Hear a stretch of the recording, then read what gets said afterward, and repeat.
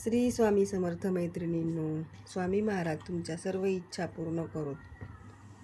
सावली तेव्हाच मागे पडते जेव्हा तुम्ही पुढे पुढे चालता. तर आज आपण मंगळागौर या विषयावर तुम्हाला मी माहिती सांगणार आहे. तर आता मी तुम्हाला मंगळागौर पूजेची मांडणी कशी करायची हे तुम्हाला मी आता या व्हिडिओद्वारे सांगणार आहे. तर मंगळागौरीच्या पूजेसाठी चौरंगावर केळीचे खुटं बांधून लाल वस्त्र अंथरायचं आहे. त्यावर गणपती, शिवपिंड आणि अन्नपूर्णेची धातूची मूर्ती स्थापन करून 16 संख्या असलेल्या साहित्य, फुले, पत्री आणि पुरणाच्या 16 दिव्यांचा षोडशोपचार पूजा करायची आहे. कथा वाचायची आहे आणि आरती करायची आहे.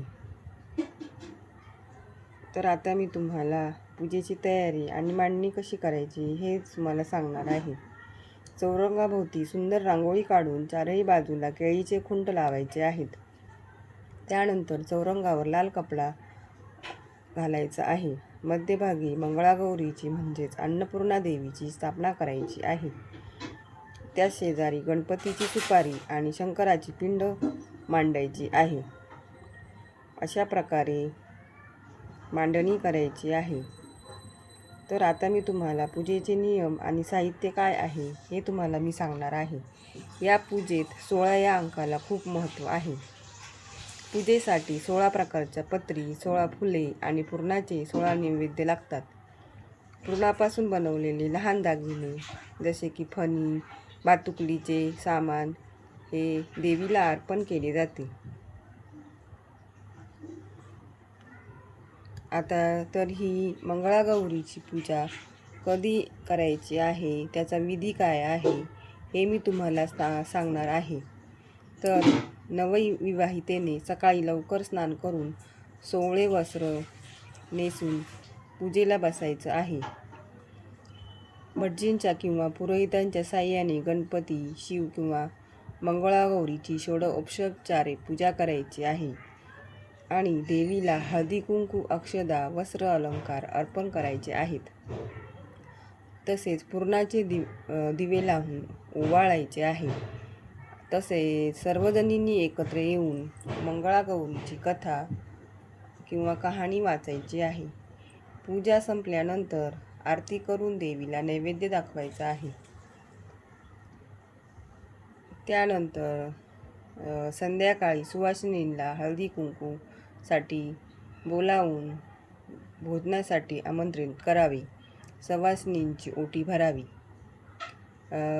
रात्री सर्व महिला एकत्र येऊन विविध पारंपरिक खेळ, फुगड्या आणि झिम्मा खेळून मंगळागौर साजरी करतात. तसेच दुसऱ्या दिवशी सकाळी देवीचे विसर्जन करण्यापूर्वी दही भाताचा नैवेद्य दाखवला आहे. अशा प्रकारे मंगळागौरीच्या दिवशी वेगवेगळ्या प्रकारचे कार्यक्रम साजरे केले जातात. तर आता मी तुम्हाला मंगळागौर साजरं कोण करतं याविषयी माहिती सांगणार आहे. श्रावण महिन्यातील मंगळवारी नवविवाहित महिला पतीच्या दीर्घायुष्यासाठी आणि पतीच्या उत्तम आरोग्यासाठी आणि अखंड सौभाग्य प्राप्तीसाठी मंगळागौरीचे हे व्रत करतात. हे व्रत देवी पार्वतीला अत्यंत प्रिय आहे किंवा देवी पार्वतीसाठी समर्पित केले आहे. याद्वारे वैवाहिक जीवन सुखकर होते, घरात सुख समृद्धी नांदते आणि संकटापासून रक्षण होते. लग्नानंतर सलग 5 वर्षे हे व्रत करण्याची परंपरा आहे किंवा प्रथा आहे. व्रताची वैशिष्ट्ये आता मी तुम्हाला व्रत करण्यामागची काय वैशिष्ट्ये आहेत हे सांगणार आहे. पती पत्नीमधील प्रेम, निष्ठा आणि आपुलकी वाढते. पूजेमध्ये फुले, फळे, मिठाई आणि दिव्यांच्या वाती अशा सर्व गोष्टी 16 संख्येत अर्पण करायच्या आहेत, अशी परंपरा आहे. यात सुवासिनी एकत्र येऊन पूजा करतात, कथा ऐकतात, खेळ खेळतात आणि गाणी म्हणतात.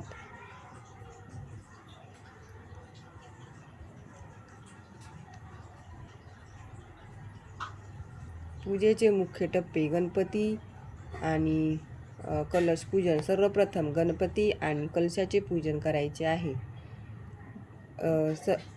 सर्व विनाशांचे व संकटाचे निवार करण्यासाठी गणपतीची मनोभावे प्रार्थना करायची आहे. आवाहन आणि षोडशोपचार पूजा करायची आहे. मंगळागौरीच्या मूर्ती व शिवपार्वतीचे आवाहन करून गंध, फूल, अक्षता, वस्त्र आणि दागिने अर्पण करायचे आहे. पत्री पूजन आणि धान्य अर्पण.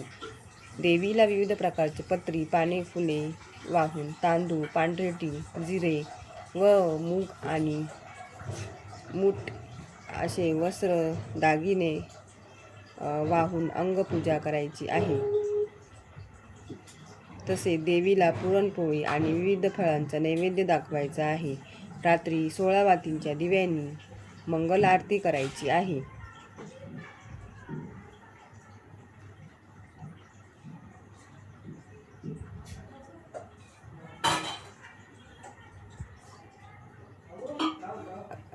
तर हे व्रत नवविवाहित महिला पतीच्या दीर्घायुष्यासाठी, कौटुंबिक सुखसमृद्धीसाठी आणि देवी पार्वतीचा आशीर्वाद मिळवण्यासाठी श्रावणातील मंगळवारी मंगळागौर खेळतात. या व्रतामुळे महिलांना उत्तम आरोग्य व शारीरिक लवचिकता आणि आपसात आनंद साजरा करण्याची संधी मिळते.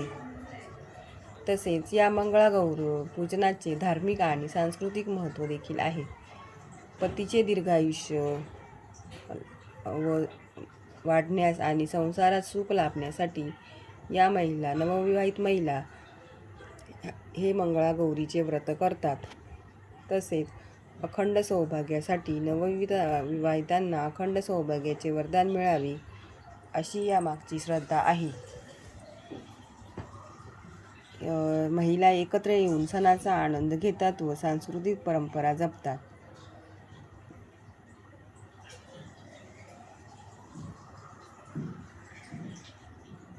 जुन्या काळी महिलांना चूल आणि मूल या गोष्टींव्यतिरिक्त कुठलेही बाहेर काहीही करण्यास मनाई होती. त्यामुळे महिलांना बाहेर एकमेकांशी संवाद करण्यासाठी मंगळागौर साजरी केली जाते. आपली सुखदुःखे महिलांना देण्यासाठी आणि महिलांमधील कौशल्य दाखवण्यासाठी मंगळागौर हा सण साजरा केला जातो. यामुळे शारीरिक व्यायाम सुद्धा होतो. तसेच फुगडी, पिंगा, झिम्मा यासारख्या खेळांमुळे संपूर्ण शरीराचा व्यायाम होतो. कंबर, हात, पाय, पोटाचे स्नायू बळकट होते व लवचिकता वाढते.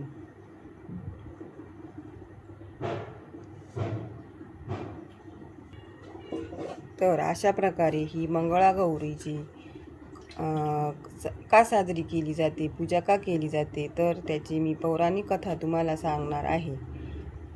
ती कथा अशी आहे की देवी पार्वतीने भगवान शिवांना पती म्हणून मिळवण्यासाठी कठोर तपश्चर्या केली. तिच्या भक्तीमुळे तिची मनोकामना पूर्ण झाली आणि त्याच्या स्मरणार्थ मंगळागौर ही पूजा साजरी केली जाते. या दिवशी नवविवाहित स्त्रिया देवी गौरीची पूजा करून सुखी वैवाहिक जीवन, सौभाग्य आणि समृद्धीचा आशीर्वाद मागतात. मंगळागौरीतील खेळ हे केवळ मनोरंजनासाठी नसतात. पूर्वीच्या काळी नवविवाहित महिलांना एकत्र आणणे, त्यांच्यात मैत्री निर्माण करणे, आनंदाचे क्षण वाटून घेणे आणि काही खेळांद्वारे परंपरा पुढच्या पिढीपर्यंत पोहोचवणे हा त्यामागचा प्रमुख उद्देश आहे.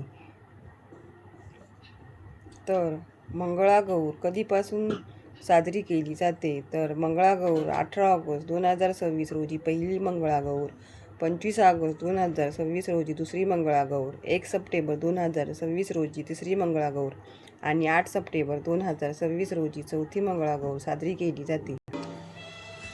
मंगळागौरीची पूजा ज्यांच्या घरी असेल त्यांच्या घरी सायंकाळी हळद कुंकू, विड्याची पाने, सुपारी, हातावर साखर देतात आणि सवाष्णींची गव्हाने ओटी भरतात. रात्रभर मंगळागौर जागवतात. त्यावेळी उखाणे, झिम्मा, फुगड्या, भेंड्या असे साधारण 110 प्रकारचे खेळ खेळतात. सकाळी उठल्यानंतर स्नान करून दहीभाताचा नैवेद्य दाखवतात.